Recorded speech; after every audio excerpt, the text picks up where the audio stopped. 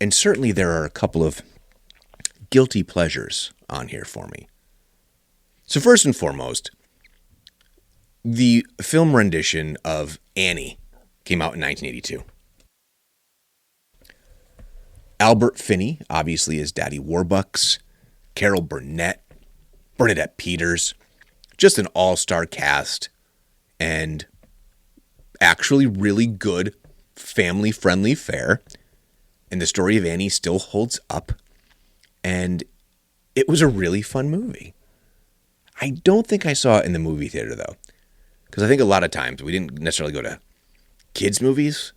It was more like, I don't know, maybe whatever my parents wanted to see, that I kind of went along for the ride. A movie that I didn't see until later. So, I don't know if... So, we didn't have cable. We didn't have cable until, gosh, I want to say maybe 86. I want to say that we first got cable. Now, my grandparents on both sides had cable. So, I was able to see the USA Network. And the USA Network, so long before there was a Joe Bob Briggs, for the horror fans, they'll know what I mean. And, Last Drive-In, there was Commander USA. Now, Commander USA was a kind of a combination of a Mystery Science 3000. So they played a combination of cheesy sci-fi, but also a lot of horror. And, the commander would be making jokes about what was happening in the movies. And they played a couple of the movies that are on the list. So the first one that's on here is Basket Case. Now, anyone who doesn't know about Basket Case, it's about these, they're twins, except one is like a demonic little monster that keeps in a basket, and a normal brother who is kind of like the caretaker of his brother. And it's a horror flick, and I was way too young to see it, but I saw it on Commander USA. And let's just say that they end up at the end of the movie being rejoined in the most grotesque and horrifying way that you can possibly imagine. Let's just say there were some knitting needles involved. Another movie that is on here that was also played with Commander USA is Friday the 13th Part 3. Now, that was the one that was in theaters as 3D. So Friday the 13th Part 3D. It had some of the most amazing deaths. And even in 2D on the TV screen, they were pretty amazing. Like one guy gets his head squeezed, his eyes pop out, and they obviously come, at you at the screen. But I remember watching this in my grandparents' house in the upstairs in my aunt's old bedroom on this little tiny TV. They had no idea what I was watching. And I'm like, ooh, cool, Friday the 13th. And I watched that whole movie. Grotesque, but so at this point they had moved into, they recognized for Friday the 13th Part 2 that Jason, once he replaced his mom, you have the mask, instant icon. So now they're playing up some of the kitsch, and it becomes more gimmicky and all those kind of things, less terrifying. And I think a couple years later, I ended up seeing, one of them in the movie theater, probably a few of them in the movie theater. Friday the 13th Part 3 was on here, or part 3, yeah. Beastmaster. I don't know if it's a classic. I don't know if it's awful. All I know is I loved it. Mark Singer in his best loincloth, and he can talk to all the animals. And I believe they painted the lion or the tiger. Yeah, it was the tiger, right? Not very healthy. I think that was part of the reason that you have the no animals were harmed. I think that was one of the movies that first caused that. Some of you may remember the Best Little Whorehouse in Texas, a musical starring, of all people, Burt Reynolds. Dolly Parton, of course, is in it. That makes perfect sense. She's a singer. But Burt is just chewing up the scenery in that one. Now, one of my all-time favorite movies, and again, I mentioned that, some of these movies, and maybe it's indicative of our generation too, is that we saw a lot of stuff that we probably wouldn't let our own kids watch at certain times in their own development. our parents had less censorship. So I think that kind of makes our generation the way that it is a little bit cynical, a little bit twisted.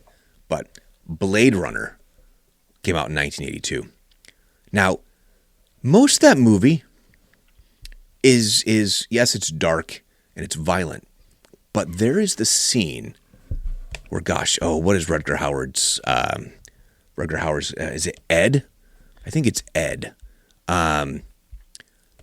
He goes to his maker, right? The guy who's making all of the replicants.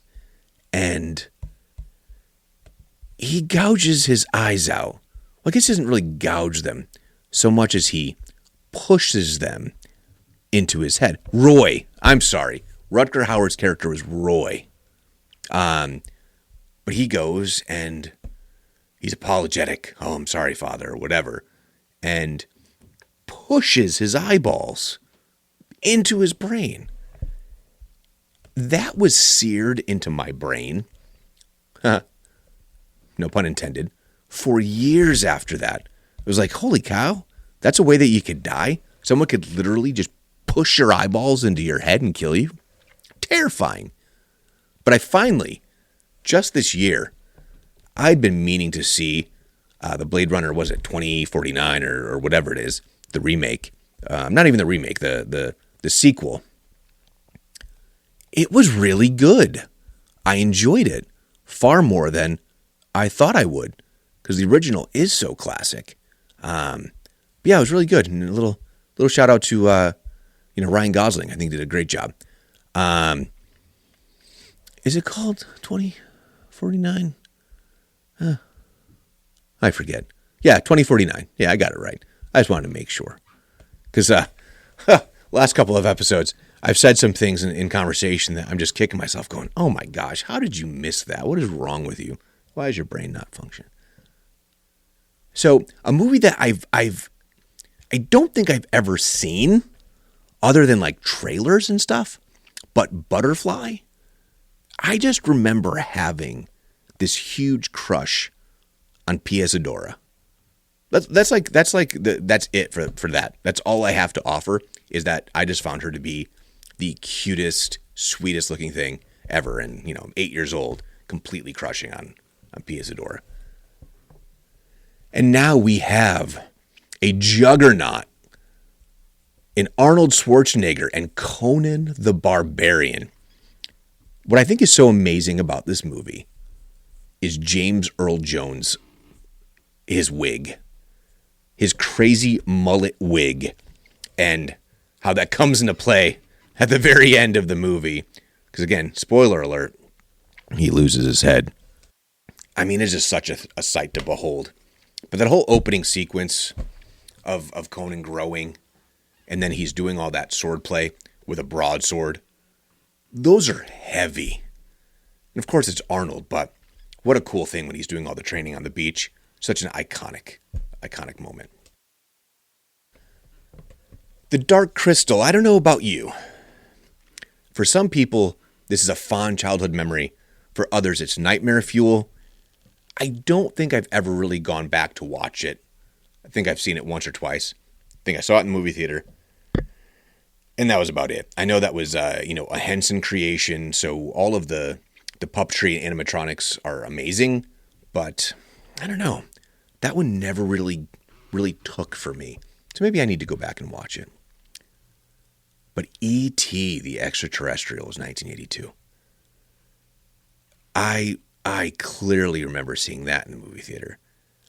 I ended up having a huge crush on Drew Barrymore. I think a lot of the same guys of my age did, because she's my age. So by the time she's in her teens, like she seems attainable when she's the same age, right? Obviously she's not, but we kind of grew up with her, and she was Birdie, and then Henry Thomas. Spielberg, he very rarely misses, and that's such a poignant movie as well. Just the relationships, the family dynamics, also it gets very scary because you now have this emotional attachment to this little creature from the stars and you see what government does sometimes. I mean, that's really what they always say. In every movie, I think, subsequent to that, what happens if we do get visited by other life forms? What will happen? What will the military do? What will science do? And it was really, really a good movie. And I think it gets looked at as being, child fare. It's a kid's movie. But I don't necessarily know that it is. I think it's such a well-written story that it's a classic for a reason. Fast Times at Ridgemont High. It's not my experience of high school because of the age difference. Obviously this movie's coming out. I'm 8. But I don't think that there's anyone who didn't have a crush on Phoebe Cates from anyone who was born in Gen X in that whole time period. I think if you were if you were exposed to that, you really liked Phoebe Cates. Now, First Blood is on here. I think, they took such a different tact with the subsequent Rambo movies. Obviously, the first one wasn't called Rambo. They've since renamed it Rambo First Blood. That's a really dark movie about post-traumatic stress for veterans. When you go back and watch it and you look at it through that lens, it's really quite intense. And really what was going through his mind and how troubled Rambo really was. So obviously the subsequent movies are all, rah, rah, go America. He kills a ridiculous amount of people with all manner of weaponry. Really over the top, but that first one, it's a really gritty film. Much closer to, Stallone in Rocky than it is to anything else. And for anyone who doesn't really know, Stallone can actually act, and this bears it. Now, one of my all-time guilty pleasures, and on one of my social media accounts, I made this proclamation. I believe that Grease 2 is better than the original Grease, and I know it's because of my age. I know it's when I first saw it. I know it's because of the number of times that I saw it, and I know part of it is because of Michelle Pfeiffer. Grease 2 is freaking awesome. I don't care what anyone says. Such great songs like Do It For Our Country. You got Cool Rider. You got Maxwell Caulfield, who obviously goes on and is Rex. Was it Rex Smith Day? In Empire Records. But Grease 2 is one of my all-time guilty pleasures. And I don't care what anyone says, it's the better of the Greases. Night Shift with Michael Keaton. Great soundtrack, by the way. Officer and a Gentleman, it's a movie that I saw later on, but still probably too young. It was the first scene that I'd ever seen where someone committed suicide. Very intense. Pink Floyd, The Wall. That was one of those ones that my mom was dating this guy who had cable, and I watched that movie. Oh, boy. That's intense. And, Bob Geldof. Holy cow. The Pirate movie, which was, Christopher Atkins? Was that his first follow-up after Blue Lagoon? So it's him with Christy McNichol. She's from a show called Family, if you all remember that. And I'd mentioned how movies were rated very differently. So a movie that was rated PG in 1982 was the original Poltergeist. That is not kid-friendly fare. Holy cow. Poltergeist is intense now if you go back and watch it. Although I will venture to say that the villain in Poltergeist 2 is actually more frightening than anything. The guy with the black hat, he was like the Amish guy or whatever. I mentioned earlier Rocky 3, Eye of the Tiger, Clubber Lang. What's the prediction? Pain. The Secret of Nim, Don Bluth's adaptation of the book, The Rats of Nim. I always loved it. I think it's that the whole ending scene, the big fight. It's pretty dark and pretty intense.